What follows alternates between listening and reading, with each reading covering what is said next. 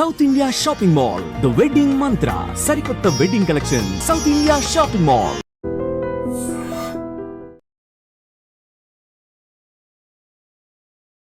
నమస్కారం, welcome to I dream. ధర్మ మార్గం విత్ విజిత కార్యక్రమానికి స్వాగతం.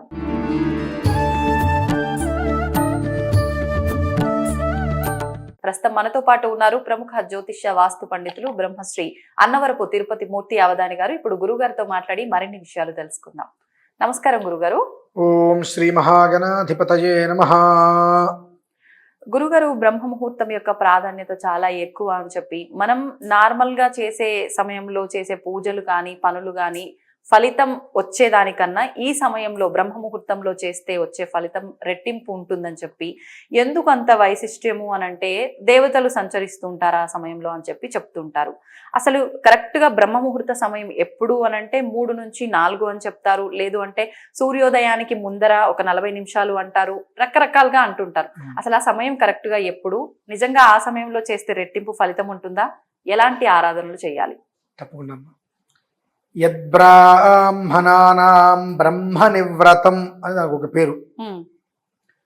ఇది బ్రాహ్మీ ముహూర్తం. దీనికి మన వాళ్ళు బ్రహ్మ ముహూర్తం అని పేరు మార్చేశారు. బ్రాహ్మీ ముహూర్తం.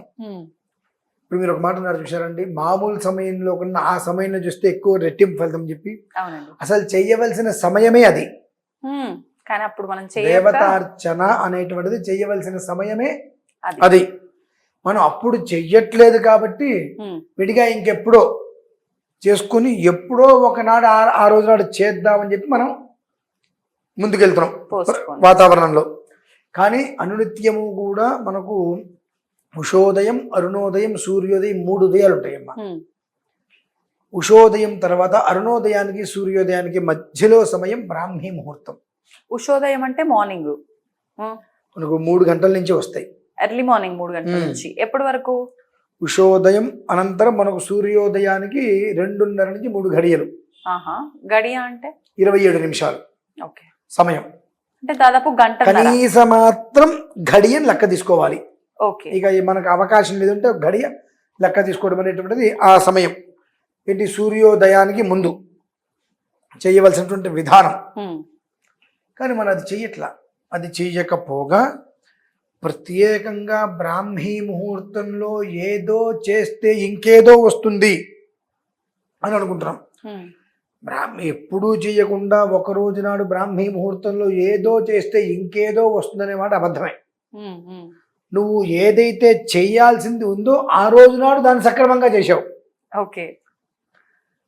సక్రమం అనేటువంటిది నువ్వు ఎప్పుడైతే నీ యొక్క జీవితంలోకి తెచ్చుకున్నావో ప్రతిదీ సక్రమంగానే వస్తుందిగా.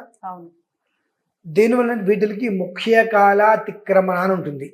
వీటిల్లో సక్రమము అక్రమము ఉండవండి. సక్రమం లేదంటే ముఖ్య కాలాతిక్రమణం అంటే ఏ కాలంలో అయితే నువ్వు నిర్వర్తించాలో ఆ కాలాన్ని అతిక్రమించావు. ఆ కాలంలో చెయ్యలేదు, వేరే సమయంలో చేస్తున్నావు కనుక ముఖ్య కాలాతిక్రమణ దోష ప్రాయశ్చిత్తార్థం అసలు చేయకుండా మానకూడదు కనుక అప్పుడు చేయలేక ఇప్పుడు చేస్తున్నావు. అంతేగాని అప్పుడు చేస్తే ఏదో విశేషమైన ఫలితం వస్తుంది అనేటువంటిది కాదు. అది నీకు ప్రతినిత్యం నువ్వు ఎలా నిద్రపోతావో, ఎలా భోజనం చేస్తావో, నీ నిత్య జీవితం ఎలా అయితే ఉంటుందో ఆ నిత్య విధానంలో అదొకటి. దాన్ని మనం తీసేసి ఇవాళ బ్రాహ్మీ ముహూర్తం తీసుకొచ్చాం కొత్తగా.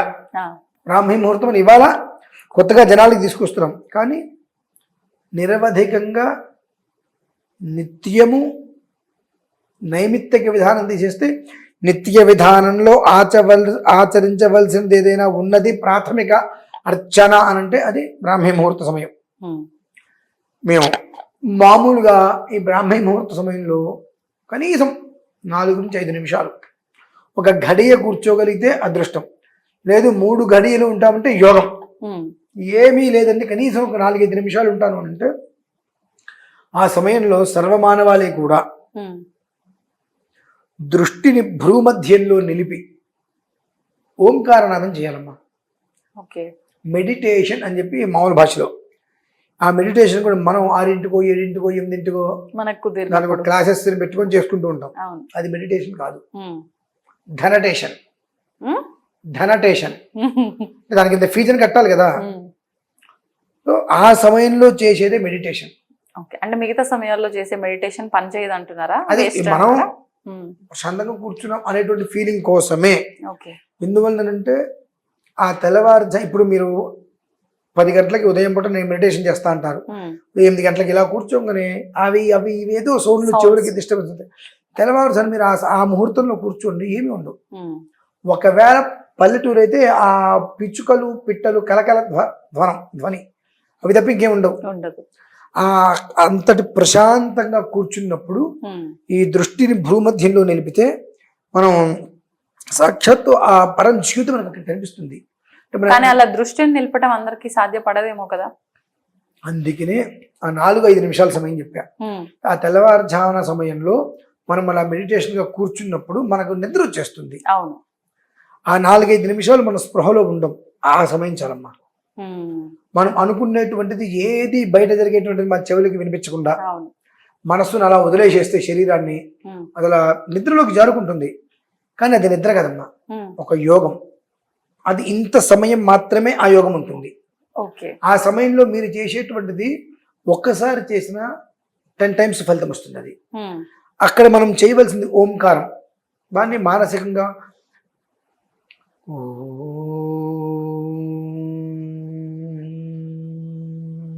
అని పెద్దగా చెప్పట్లేదు, మామూలుగా ఓంకారం మొదలుపెట్టి ఆ చివరికి ఆపేటప్పటికి దగ్గరగా 25 సెకండ్లు సమయం చేకూరుతుంది. ఆ ఓంకారాన్ని మాత్రమే మనం ఆ సమయంలో. ఎందుకని గురుగారు ఓంకారం మాత్రమే ఆ సమయంలో? అది ప్రణవనాదం అమ్మా. అకార ఉకార మకారాలు కలిపితే ఓం. ఆ ఓం అనేటువంటిది బీజం, ఉద్భవించేటువంటిది. అంటే మనకు జ్ఞానమైన ఏదైనప్పటికీ కూడా వృద్ధి చెందాలి. ఆ సమయంలో చేసేటువంటిది వృద్ధికి ప్రాధాన్యత.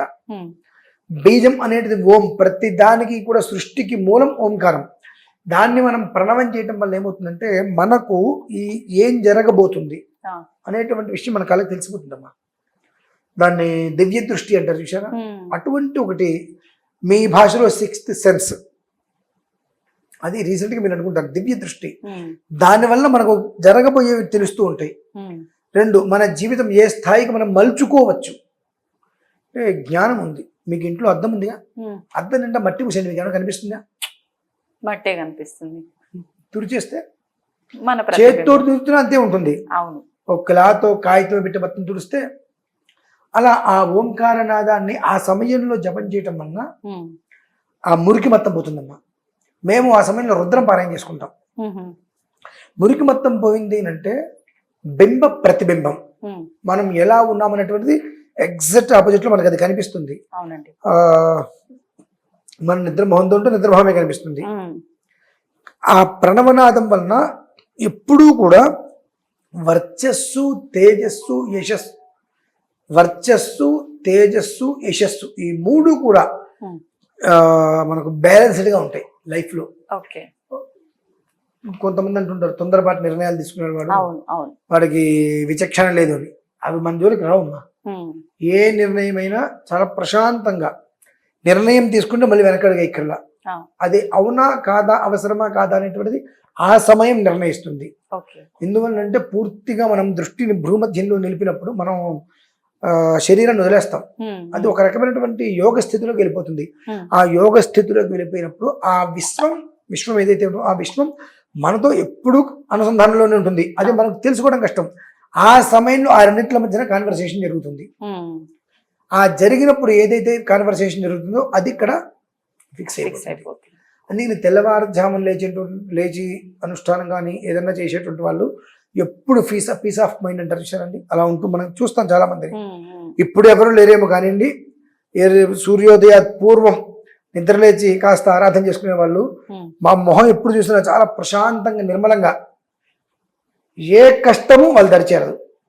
ఎందువల్లనంటే వాళ్ళ మైండ్ అనేటువంటిది ఒకదానికి సెట్ అయిపోతుంది. ఇది మంది కాదు కాబట్టి అసలు మనకి సంబంధం లేదు. సో అప్పుడు దీనికి సంబంధం ఉండదు.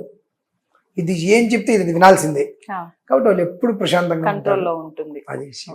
ఎవరైనా చేయొచ్చా గురుగారు ఓంకారం? చేయొచ్చమ్మా. ఇప్పుడు ప్రతినిత్యం చేయమన్నారు, ఆడవాళ్ళకి వీలు పడని ఆ 3-4 రోజుల్లో కూడా చేయొచ్చా? 4 మానేస్తారు, 5వ రోజు నుంచి అంతే. మెడిటేషన్ చేయడానికి ఏ టైం అయినా ఓకే అమ్మా. దానికి అంటే ఈ 4 రోజులు మానేయమని ఎందుకు అంటున్నామంటే చాలా మంది ఆ 4 రోజుల్లో మెంటల్ టార్చర్ అనుభవిస్తూ ఉంటారు, పెయిన్ వచ్చి బాగా. సో ఆ సమయంలో నువ్వు చెయ్యి అంటాను కరెక్ట్ కాదు. ఆ సమయంలో వాళ్ళు ఎంత రిలీఫ్గా ప్రశాంతంగా ఉంటే తర్వాత మళ్ళీ వాళ్ళు తేరుకోగలుగుతారు. ఆ సమయంలో వాళ్ళు కొంచెం మెంటల్గా టార్చర్ అయినా, శారీరకంగా వాళ్ళకు ఇబ్బంది పడ్డా ఆ తర్వాత దాని నుంచి బయటపడటానికి కొంత సమయం పడుతుంది. ఇది వీళ్ళకి రీసైకిల్ అమ్మా. అంటే ఇది ఒక్క విషయం చెప్పి నేను ముగిస్తాను, ఏమనుకోవద్దు. ఈ విషయం వచ్చింది కాబట్టి చెప్తున్నా. మా ఇళ్ళల్లో ఆడవాళ్ళు దూరంగా ఉంటే 3 రోజులు విడిగా కూర్చోబెట్టి వాళ్ళని ఏ పని విడిగా కూర్చోబెడుతుంటాం. మేమే వంట చేస్తాము, విస్తరాకుల్లో పెడతాము. ఇక 4వ రోజు స్నానమైన తర్వాత కూడా మీరు అలానే ఉండండి అని అంటాం, మేమే వంట చేస్తాం. ఎందువలన ఇది అంటే ఈ 4 రోజులలో ఒక్కోసారి వాళ్ళకి హార్మోన్స్ బ్యాలెన్స్ పూర్తిగా తప్పిపోతుంది, విపరీతమైన బ్లీడింగ్ అవుతుంది. వాళ్ళ నొప్పి చెప్పుకోలేరు, చెప్పుకున్న అర్థం చేసుకునేటువంటి జ్ఞానం మనకు ఉండదు. 5 కాసేపు అయితే తగ్గిపోతుంది అని ఏదో మనం అనేస్తాం. కానీ వాళ్ళు పడేటువంటి బాధ చాలా. ఆ సమయంలో కూడా వాళ్ళకి ఆ పని ఈ పని లేదని చెప్పి ఎక్కువగా శ్రమ పెట్టడం వలన ఎక్కువ బ్లీడింగ్ అయిపోయి మనిషి నీరసించిపోయి 4వ రోజు స్నానమైన తర్వాత కూడా దాని నుంచి ఆ మనిషి తేరుకోవడానికి 10 days పడుతుంది. తేరుకుని అమ్మాయి అనుకున్నప్పుడు మళ్ళీ వాళ్ళకి ఇదే ప్రారంభమవుతుంది. ఏంటి ఇబ్బంది రావడానికి 4-5 రోజుల ముందు నుంచి నడుము నొప్పి స్టార్ట్ అవుతుంది పాపం వాళ్ళకి. ఇవన్నీ ఎవరికి తెలుస్తాయి? అందుకని ఆ 4 రోజులు వాళ్ళని అసలు కంప్లీట్గా రిలాక్స్. నువ్వు టీవీ చూస్తావా నీ ఇష్టం, అక్కడి నుంచి కదలకు, నువ్వు ఏం చేసుకుంటావు చేసుకో, ఏ పని చేయొద్దు అని వాళ్ళకి వదిలేస్తే ఆ శరీరం అనేటువంటిది ఒక వ్యవస్థగా ఏర్పడిపోతుంది.